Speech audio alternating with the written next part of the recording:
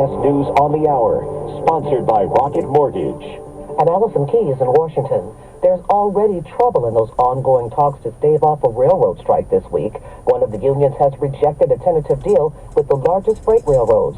CBS's Stephen Portnoy with what this means. I'm Stephen Portnoy. In the past, Congress has acted to prevent railroad strikes and end them by passing bills that impose terms on the parties.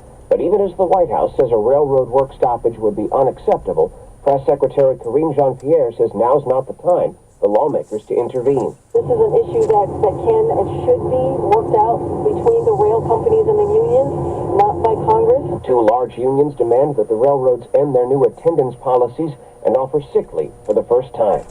President Biden just finished speaking at the Detroit Auto Show, touting the electric vehicle industry. It used to be that to buy an electric car, you had to make all sorts of compromises. But not now. Thanks to American ingenuity, American engineers, American auto workers, it's all changing. Emotions are running high in London as the public turns out to say their final goodbyes to Queen Elizabeth II as she lies in state. CBS's Steve Futterman. With British ceremonial precision, the Queen's final journey from Buckingham Palace was both stunning and sad. The flag-draped coffin with the royal crown on top of it left the palace accompanied by royal troops in their traditional red uniforms. Walking behind were her children, including King Charles. This woman from Toronto, one of many thousands who watched. Deeply saddened for the Queen, but it was a beautiful, beautiful procession. The Queen's body is now at Westminster Hall, lying in state. Members of the public are walking past, paying their respects. Steve Futterman, CBS News, outside Buckingham Palace in London. Finally, positive news about the pandemic. CBS's Cammie McCormick. The number of newly reported cases has dropped dramatically, and deaths are the lowest since 2020. World Health Organization Chief Tedros Ghebreyesus says we have never been in a better position to end the pandemic. We're not there yet, but the end is in sight.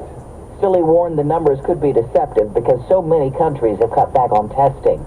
Here's to your favorite toys. At the Toy Hall of Fame in Rochester, New York, Light Bright is among the 12 finalists for the class of 2022. Nerf, Spirograph, and the Pinata are in there too. Voting is open to everyone online over the next week. CBS's Steve Capen. Old school toys in there include Bingo, which has been played for hundreds of years. Masters of the Universe made it too. This is CBS News.